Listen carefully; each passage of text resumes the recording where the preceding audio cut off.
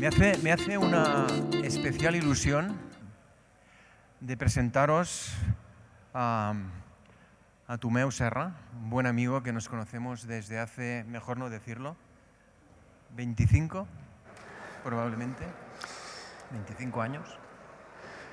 Y bueno, él es catedrático de Computación e Inteligencia Artificial de la Universidad de las Islas Baleares y nos va a hacer una ponencia magistral de inteligencia artificial. Tomeu, un placer tenerte. Gracias. Muchas gracias. Bueno, en primer lugar, gracias Xavi, gracias a Integrity 360 por invitarme y gracias a ustedes por estar aquí compartiendo esta mañana. Antes comentaba que había un evento no hace mucho, me comentaban que tenía como título y no les vamos a hablar de inteligencia artificial. Entonces, porque hoy en día resulta que el tema de inteligencia artificial es un tema que está omnipresente en cualquier charla tecnológica que se precie, ¿no? Lamentablemente, podíamos hablar de otras cosas que no fueran inteligencia artificial, pero lo que quedamos con Integrity es que intentaríamos ver el tema de la inteligencia artificial desde una perspectiva un poco distinta, a lo mejor un poco académica, porque en el fondo esto tiene su origen en una serie de charlas magistrales que he dado últimamente a mis alumnos en la universidad, ¿no? Entonces, lo que sí es cierto es que es indudable el cuestionamiento de que está de moda. No hablaremos del impacto que tiene en la prensa, pero realmente si hacemos una búsqueda sobre noticias relacionadas con inteligencia artificial en la prensa, veremos que, curiosamente, hay más noticias en la prensa generalista que en la prensa técnica, lo cual quiere decir que es trending topic a nivel de calle, ¿no? En el tema del cine tampoco hablaremos porque una de las cosas que no me gusta del tratamiento del cine en inteligencia artificial es que ha contribuido a crear esta idea de que la inteligencia artificial es mala y que en el fondo tenemos que ser temerosos porque lo que se nos viene encima no vamos a poder tratarlo, ¿no? Daría para otra conferencia distinta, por la literatura. Lo que sí es cierto es que desde el 30 de noviembre del 2022 está en boca de todo el mundo, que es cuando se hace la release de ChatGPT, y realmente está...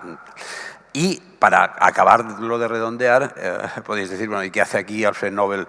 Pues que el año pasado el comité sueco de los Nobel creó una polémica muy interesante cuando realmente dio el premio Nobel de Física a dos personas que no han sido físicos en su vida. Yo soy físico y la verdad es que a mí personalmente me llamó mucho la atención y pensaba que si yo estuviera en líneas de física punteras me habría sabido mal que habiendo premios para informáticos y habiendo premios para matemáticos se diera el premio Nobel de Física a gente que no tenía que ver con la física, sino que tenía que ver con la tecnología asociada a la inteligencia artificial. Perdón, mi voz está un poco cascada todavía. De todas maneras, también les diré que hace 3 semanas no tenía voz, o sea que realmente creo que la situación es muchísimo mejor, aunque mi voz no sea óptima. Vamos a hablar un poco del contexto de la IA, vamos a mirar un poco hacia el futuro y luego entraremos en algo que ya me han pisado los ponentes anteriores. Richard, Brian, Jonathan han hablado de temas, en la mesa redonda se han hablado de temas que más o menos tendrían que ver con el tema de qué pinta la inteligencia artificial en el ámbito de la ciberseguridad hoy y ahora, ¿no? Ya se han dicho muchas cosas, lo cual ya me va bien, porque lo único que voy a hacer es remarcar o recalcar algunas de las cosas que se han dicho, porque siempre estoy convencido de que la manera de aprender las cosas, y esto los niños lo saben muy bien, es la repetición. Entonces, no pasa nada por repetir cosas que son importantes. El primer problema cuando hablamos de inteligencia artificial es el tema de centrarnos en la inteligencia. Yo suelo decir que la inteligencia artificial ni es inteligencia ni es artificial.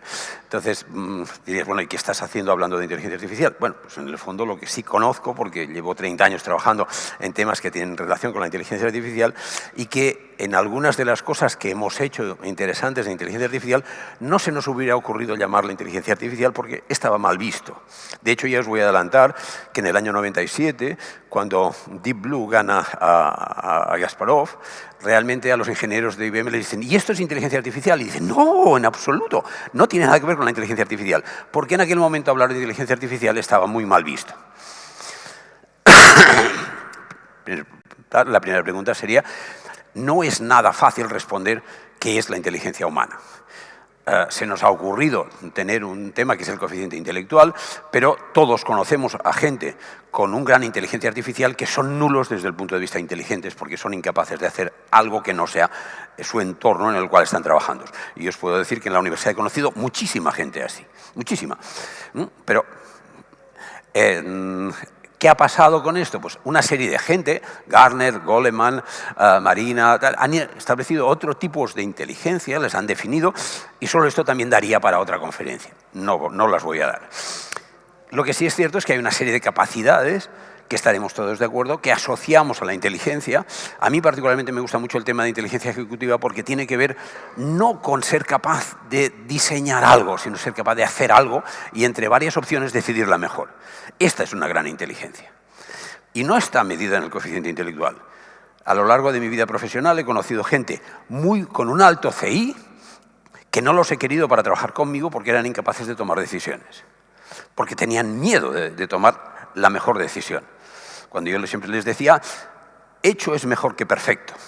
Si tú eres un perfeccionista y el perfeccionismo te impide actuar, tenemos un problema. Por muy bueno que seas, analizando datos y llegando a una solución. El tema no mejora cuando hablamos de inteligencia artificial. Inteligencia artificial son multitud de cosas. Entonces, aquí hay algunas de ellas. No las vamos a ver tampoco en detalle porque evidentemente mi objetivo hoy no es entrar en detalle en las cosas, sino hacer como una especie de planteamiento y lo que me gustaría es, digamos, capacitar vuestra curiosidad para seguir interesados en determinados problemas, que no vamos a ver. Evidentemente estoy disponible para ayudaros en este camino que yo encuentro que es fascinante. En cualquier sitio que veáis el tema de inteligencia artificial, despachan el tema de la inteligencia artificial diciendo sistemas que manifiestan comportamiento inteligente. Claro, si hemos dicho que no sabemos lo que es inteligencia, evidentemente sistemas ¿qué sentido tiene? Ninguno. Pero nos quedamos tranquilamente porque sí es verdad que puedes analizar el entorno, pasar la acción con autonomía y alcanzar objetivos específicos. Y ahí la verdad es que hemos conseguido cosas. Hemos conseguido muchas cosas. Si nos vamos a la Unión Europea distingue algo que a mí me parece interesante, que es los programas de inteligencia artificial que corren autónomamente y los programas de inteligencia artificial que corren en sistemas, que están embebidos en sistemas. Sean coches, sean drones, sean cualquier tipo de robots, sistemas autónomos que llevan incorporado algún tipo de programa que tiene características de inteligencia artificial. Entonces, ahí también nos daría para mucho el tema. Lo que sí quiero decir desde el principio, que es algo que muchas veces no se pone de manifiesto, es que desde el principio de la inteligencia artificial se ha contrapuesto el concepto de inteligencia artificial fuerte frente al concepto de artificial débil. ¿Qué quiere decir una inteligencia artificial fuerte? Alguien que nos sustituiría a nosotros. Y ya desde ahora os digo que estamos muy lejos, pero muy lejos de conseguirlo.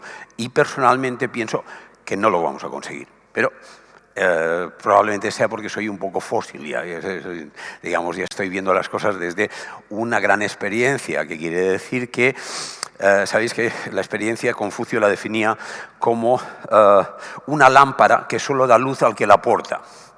Lo cual es interesante, sobre todo cuando tienes hijos o tienes nietos y empiezas con la frase de escúchame porque yo tengo mucha experiencia. No sirve para nada. El gran problema que tiene la humanidad es que la inmensa mayoría de la gente lleva la lámpara apagada. Entonces, este sí que es un problema. Pero que no podemos comunicar la lámpara a nuestros hijos, es verdad, ni a nuestros alumnos. Puedes plantear, a mí me ha ido bien que, pero una de las cosas que yo he tenido oportunidad de hacer es que muchos alumnos te preguntan cosas y al final dices, ¿y tú qué harías? Y yo al final le digo, haz lo que quieras, porque yo no estoy en tu sitio. Si yo estuviera en tu sitio y fuera capaz de ser tan empático para poder decir qué es lo que yo haría, entonces te diría, bueno, iría por ahí. Pero no lo suelo decir nunca. Entonces, la IA débil es programas que realicen algo específico. Y hemos hecho cosas muy buenas. O sea, realmente no quisiera en ningún momento que el hecho de decir estamos muy lejos de conseguir una inteligencia artificial fuerte, si la conseguimos alguna vez, significa que invalida lo que hemos conseguido. Pero tiene problemas lo que hemos conseguido, es verdad.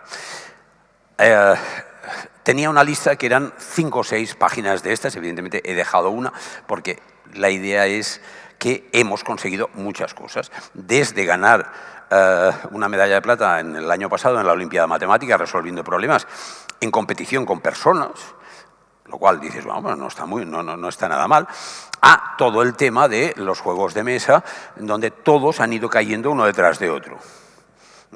De todas maneras, el último era el Go, y supongo que visteis la noticia de que una persona detectó un fallo en el programa de Go de DeepMind y consiguió ganar al programa de Google 24 veces antes de que los ingenieros fueran capaces de arreglar. Sería un zero-day exploit en el programa, ¿no? Pero claro, esto muestra algo que tenemos mucha tendencia, es a dar antropomorfismo. O sea, es como, todos tenemos la idea de Hal en el 2001 en la Odisea en el espacio, tomando decisiones por su cuenta y siendo humanoide. Entonces, claro, estamos muy lejos de esto. Ahora, esto no quiere decir que no hayamos hecho cosas muy interesantes. Desde ahora, os diría que todo lo que se ha hecho en inteligencia artificial en este momento es débil. No se ha hecho nada, no se ha conseguido nada en el tema de inteligencia fuerte. Si nos planteamos lo de la inteligencia artificial, y se ha comentado antes, Machine Learning lo estamos empleando desde hace 15 años, etc. Realmente, la inteligencia artificial es una señora o un señor que ya pasa de los 80 años. Entonces, estas personas, Macaulay y Bits, plantearon el tema de lógica de umbral. En fin, esto es historia de la informática, de no sé cuántos. Pero esto me interesa mucho y saldrá muchas veces en mi presentación.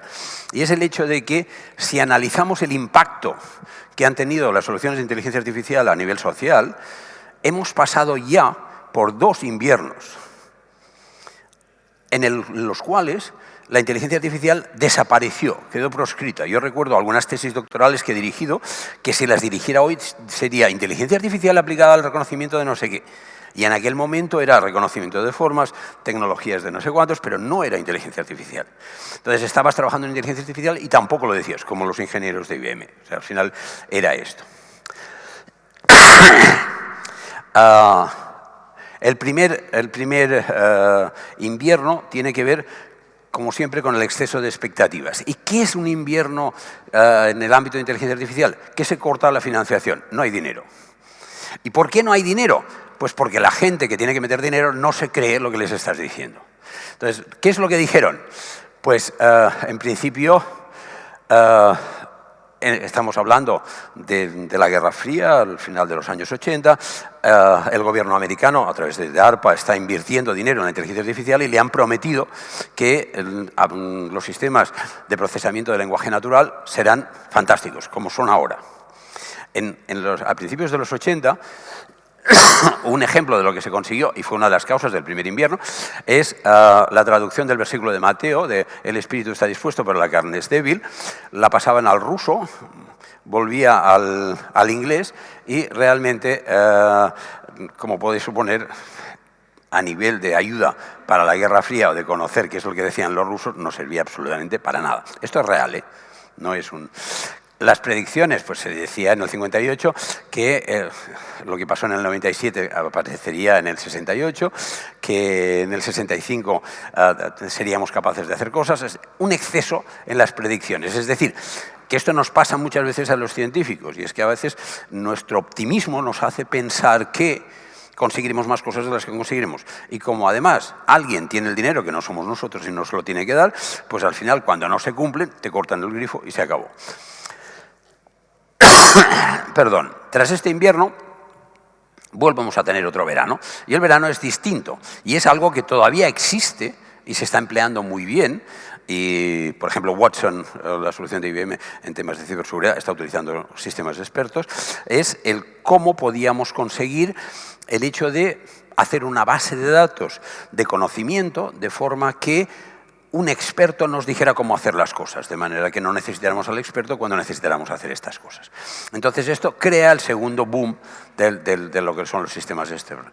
¿Qué ocurre? Que primero, que la cantidad de expertos que hay en el mundo no está sobrevalorada, no hay tantos, y segundo, que los sistemas son difícilmente, digamos, mejorables. O sea, llega un momento en donde... Entonces, y además son muy específicos para un tema determinado. Entonces, segundo nivel, segunda caída, segunda desaparición del sistema. Volvemos otra vez al tal. Y aparecen con los conceptos de Machine Learning, del aprendizaje automático.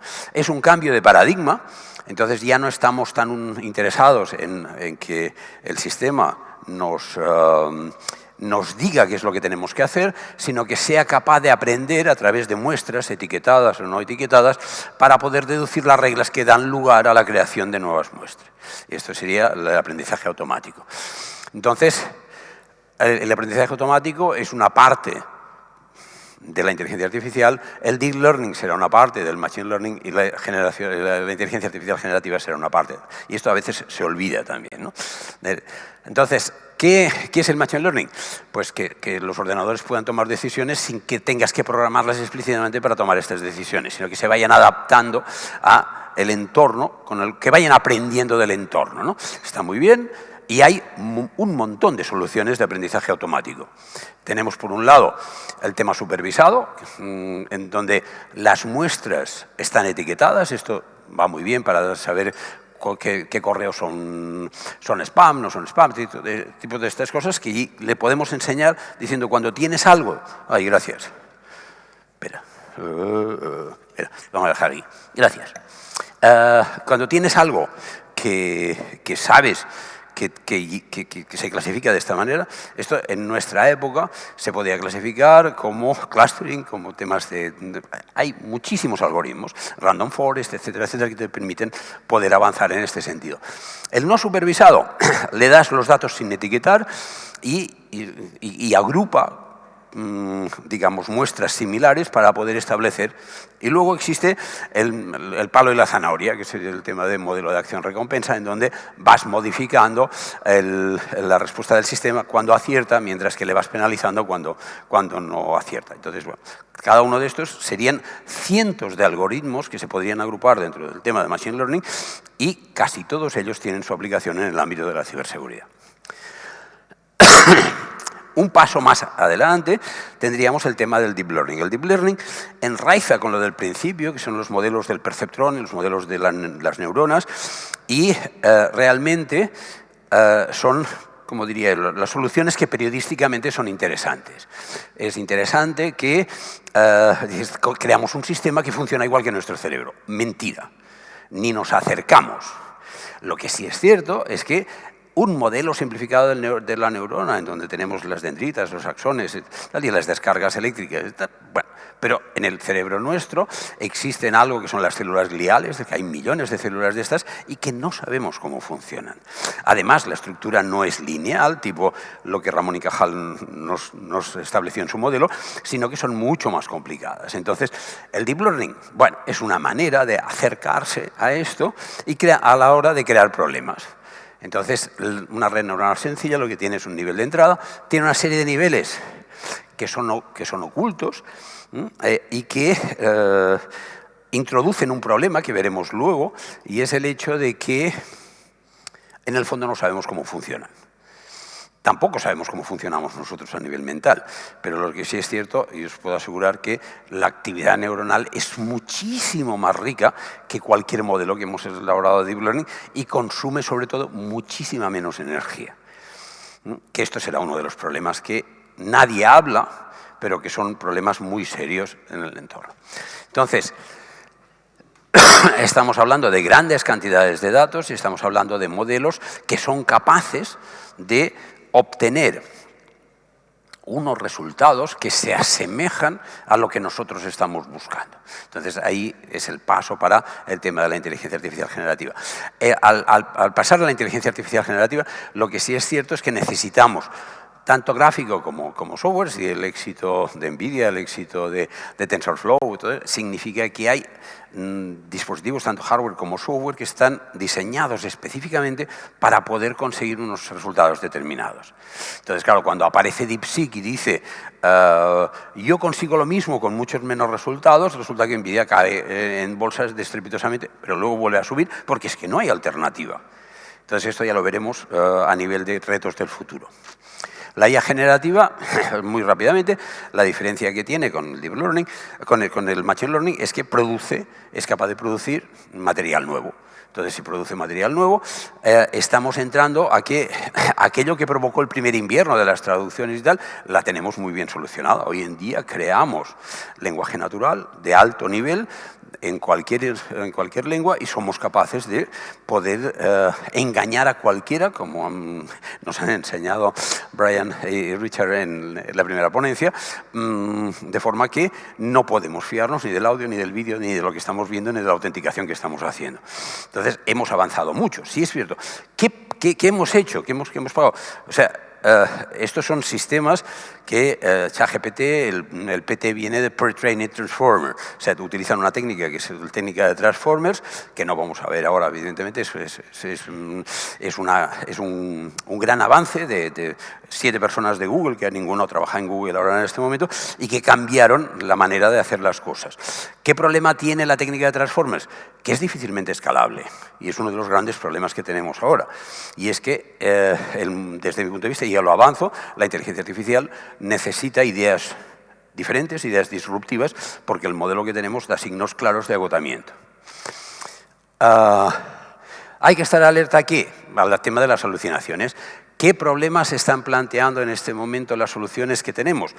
Pues que el nivel de errores no mejora con el aumento de la cantidad de datos. Entonces, esto es un gran problema. Es un gran problema porque quiere decir que estamos invirtiendo muchísimo dinero para no tener mejoras significativas. Claro, ¿qué significa tener mejoras significativas? Que si este 5% pasara al 1%, mi nivel de confianza en el sistema mejoraría. Si no mejoro esto, mi nivel de confianza no va a mejorar. Y este es el problema real que tenemos en este momento. Y da igual que estemos hablando de DeepSeek, de ChatGPT o de BART o de lo que sea. Porque el modelo que están empleando es el mismo. Perdón. El tema de los sesgos. Ya veremos que el tema de... Se ha comentado, no sé si ha sido Jonathan, el tema del problema, no sé quién lo ha comentado, el problema que existe en los ataques a los datos. Es uno de los grandes problemas que tenemos hoy en día y es uno de los problemas que tienen poca prensa porque en el fondo es una cosa muy técnica, ¿no? Otro de los temas que saldrá recurrentemente es que muchísimos de los algoritmos de inteligencia artificial son black box, son cajas negras. Entonces, claro, yo voy a hacer mucha referencia al tema de la confianza como un tema fundamental, pero ¿cómo voy a confiar en alguien que no me dice cómo ha sacado los resultados que tiene? Entonces ahí entrarán los conceptos de IA explicable, que es una de las líneas que en este momento se está trabajando mucho, pero que estamos muy lejos de tener soluciones. Tampoco es un tema evidente. Se han conseguido algunos temas puntuales, pero estamos muy lejos de conseguir soluciones. Perdón, pero no he conseguido dejar la tos esta. Bueno, la tos no me ha conseguido dejar, es que no es lo mismo. A mí me hubiera gustado dejarla. Esto también lo vamos a ver repetido, porque ya digo, yo creo mucho en que la repetición es la manera de que algo se aprenda, y es que una IA es tan buena como los datos que está empleando. Si yo no tengo, que es lo que pasa muchas veces, confianza en qué datos se han estado utilizando para sacar una respuesta, no voy a tener confianza en que aquello que me dicen sea verdad. Y esto hace referencia a seguridad o hace referencia... Hace poco, a mí me gusta mucho ir al monte y entonces salió el hecho de que había subido a un monte que tenía 1.200 y pico metros y que yo dije, bueno, seguramente debe ser el tercero de Mallorca. Era el octavo. Pero cuando le pedí a ChatGPT que me dijera la lista de las montañas más altas de Mallorca, una cosa que es trivial, se equivocó en 7. De los 10 se equivocó en 7. ¿Por qué? Porque su fuente es mala. La culpa no es de ChatGPT, la culpa es de los datos sobre los cuales ChatGPT trabajó. Y yo no tuve ningún interés en decirle cuáles eran, no es mi problema. Pero sí que es cierto que hay errores. Perdón, vamos rápidamente. He dicho que este gráfico lo sacaría varias veces, entonces ahí me voy a mojar. Es decir, si estamos en un nuevo verano de la IA, que es cierto, a partir de 2017-2018 la cantidad de dinero invertido, no solo público, sino también privado, es muy considerable. Entonces hay tres opciones. Está la visión optimista de decir esto es la leche, vamos a ir mejorando cada año, no sé cuántos. Está la pesimista diciendo ya ha habido 2 inviernos, ¿por qué no vamos a ir a un tercer invierno? Y está entonces yo me he mojado por la normal. Es decir, yo creo que el sistema que tenemos actualmente está en vías de ser estacionario. O sea, hemos llegado a algo muy bueno, podemos conseguir muchas cosas, pero no está nada claro que esto vaya mejorando. ¿Por qué? Digamos porque la tecnología sobre la que se basa tiene sus límites. Y entonces no es viable que nos planteemos, como se están planteando, el tema de abrir nuevas centrales nucleares para dar energía a las 4 o 5 grandes empresas que están invirtiendo en temas de nuevos desarrollos de inteligencia artificial, cuando realmente el modelo no da para más.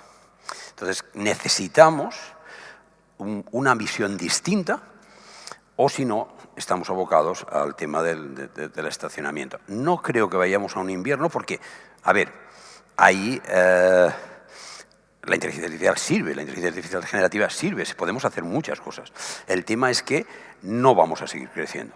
Es mi apuesta para el futuro.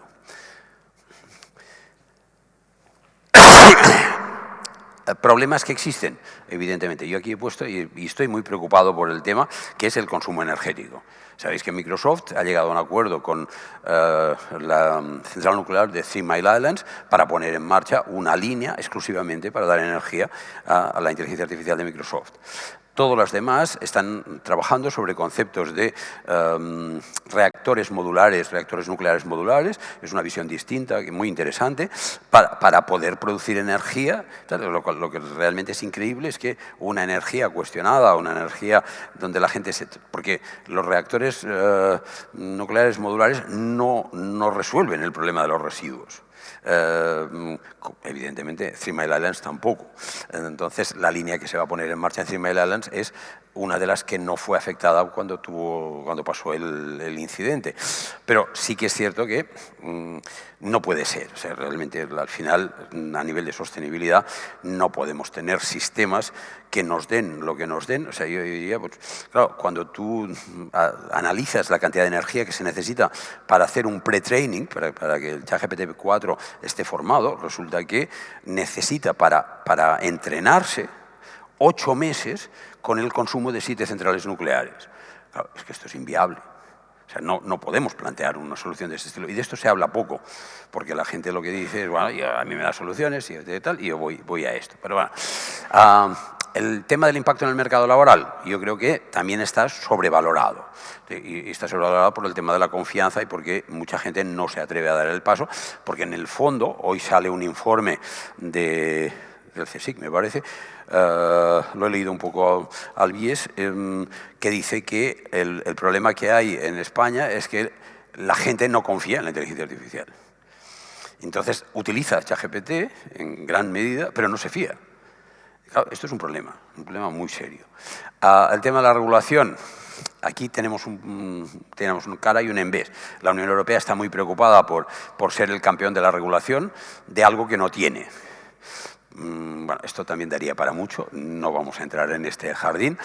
El tema de la autonomía de sistemas, de lo de vehículos autónomos, y una de las cosas que la ley europea ni siquiera hace referencia, y a mí me pone los pelos de punta, es el tema de las armas letales autónomas. El hecho de tener un dispositivo, sea un dron, sea un perro, un robot, no sé cuántos, que tiene programado la decisión de si se carga a alguien o no se lo carga. ¿Quién está detrás de esto? Y esto se está utilizando por los ejércitos de todo el mundo. Pues la legislación de la Unión Europea ni hace referencia a esto. Y a mí, la verdad es que a mí me ponen los pelos de punta. Y el último, que a lo mejor en Europa no tiene tanta importancia, pero me gustaría que fuéramos conscientes que en el fondo hay 4 o 5 grandes empresas a nivel mundial, fundamentalmente en China y en Estados Unidos, que su objetivo es mejorar su capitalización bursátil y conseguir más dinero para poder hacer más de lo mismo, intentando cada vez ir hacia adelante, a lo mejor en la expresión aquella de correr muy rápido hacia ningún sitio, pero ahí estamos. Bueno, es lo del consumo de energía, ya lo hemos comentado. Y aquí a nivel de cerrar la parte de inteligencia artificial, muy rápida, es una referencia a Joanna McGregor, que a mí me gustó mucho, que decía, ¿sabéis cuál es el mayor problema de la inteligencia artificial como está ahora? Que a mí lo que me gustaría es que la inteligencia artificial lavara mi ropa y mis platos para que yo pudiera hacer arte y pudiera hacer invertido. Y en este momento lo que tengo es que la inteligencia artificial hace arte, hace cosas y tal, y yo tengo que seguir lavando los platos y tengo que seguir lavando la ropa, ¿no? Y al final decía que si ChatGPT parece haber abierto una caja de Pandora, y si os acordáis de lo que era cuando los compañeros de Ulises abren la caja de Pandora y salen todos los males y tal, en el mito la esperanza, Elpis, se quedó dentro de la caja y no salió de la caja. Entonces, bueno, esperemos que la esperanza la sigamos teniendo. Vamos ya rápidamente al tema de la ciberseguridad. En el fondo, como ya os he dicho varias veces, nos estamos moviendo en un ámbito de confianza. Creo que ha sido Jonathan en un momento determinado el que ha planteado la importancia que tenía la confianza como el SOC 3.0 y tal. Estoy convencido de que esto cada vez va a tener más importancia. Han hablado de los deepfakes y he hablado también de que las herramientas de seguridad cada vez son más impenetrables, de manera que lo que salen no hay manera de saber cómo han obtenido los resultados que han tenido. Los datos también se ha salido antes, es uno de los ámbitos que hay que cuidar especialmente, tanto en lo que supone la precisión que tienen los datos, al nivel de introducción de sesgos. Hay gente que está haciendo ataques para incrementar los sesgos determinados en un conjunto de datos en una empresa determinada, el tema de la integridad de los datos o la relevancia que tienen. Tampoco entraremos en detalle. También se ha comentado, y también lo han comentado, creo que ha sido Richard en la primera ponencia, que el tema de que el malware es más sofisticado. Es verdad, puede ser polimórfico, está cambiando, haces no sé qué, haces no sé cuánto, y es algo con el cual tenemos que luchar. Está ahí y es verdad que no puedes pensar que esto va a volver atrás. Por cierto, entre comillas, los ciberdelincuentes no tienen que cumplir ninguna regulación, no la cumplen. Esto también nos llevaría muy lejos, no vamos a hablar. ¿Qué es lo que podemos hacer? Aprendizaje automático, aprendizaje profundo, lenguaje natural, sistemas expertos, IA generativa. Todos tienen su campo de acción en el ámbito de ciberseguridad. Y el tema es decir, ¿cuál es mejor? Aquí lo que tienes que saber es tener a alguien que te aconseje o saber tú cuál es el ámbito en el cual la tecnología va a ser más apropiada para poder solucionar tu problema determinado. En el tema de la confianza, por ejemplo, nosotros hemos trabajado en la universidad con el tema de blockchains, de NFTs, a nivel de garantizar el tema de la originalidad de los sistemas multimedia que se están empleando. Pero ya es introducir una complicación superior a nivel de tener que validar si algo es cierto o no es cierto. También Brian ha estado hablando de técnicas sutiles de inteligencia artificial en donde pudieras meter determinadas marcas de agua que te pudieran determinar si aquello era original o no era original, para poder luchar contra todo este tipo de sistemas. Y respecto a la IA como caja negra, es el tema de IA explicable, que también nos daría muy lejos. Podríamos hacer una conferencia solo sobre IA explicable. Para la protección de datos hay que garantizar la integridad de los datos y ahí, por ejemplo, hemos estado trabajando nosotros en temas de cifrado homomórfico, en temas, no sé si los conocéis o no, pero son temas muy, muy interesantes, o técnicas de anonimización que permiten el hecho de que tú puedas trabajar en un entorno cifrado sin que tus datos queden expuestos nunca y puedas tener resultados sin que nadie te pueda atacarlo, ¿no? Y hay que detectarlos. El tema que ha salido mucho, el tema de los SOCs, de los SIEMs o de los SOARs, las plataformas que tengas, ahí lo que tienes es que la inteligencia artificial evidentemente está a tu servicio y tienes un haz y un en vez. O sea, realmente que tienes una gran facilidad para tratar una ingente cantidad de datos, pero también tienes un problema que también ha salido en la mesa redonda y es el hecho de la integración de los datos para poder ser tratados de manera uniforme y digamos, y lo más, con el mayor rendimiento posible dentro de tu entorno. Entonces ahí hay un equilibrio. Entonces, la IA en ciberseguridad evidentemente va a estar. O sea, aquí he puesto lo de Minority Report en el sentido de que vamos a intentar responder a los ataques antes de que pasen. Y vamos a pasar, también se ha comentado en un momento, de un entorno reactivo a un entorno proactivo, es verdad.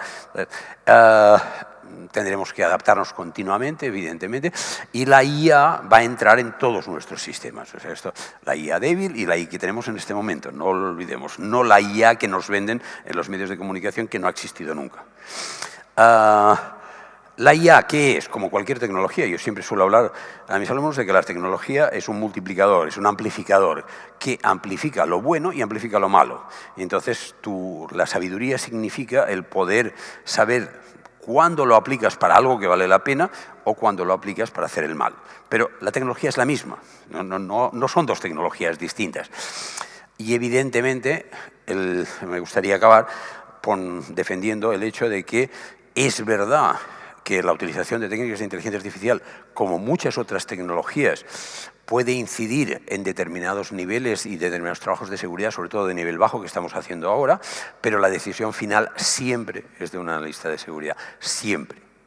Y entonces yo veo muy lejano el tema de que podamos transmitir esta responsabilidad a un programa, porque en el fondo estamos hablando de esto. La inteligencia artificial es un programa autónomo o embebido, pero un programa. Y esto no tendríamos que olvidarlo nunca. Y hasta aquí mi intervención. Gracias.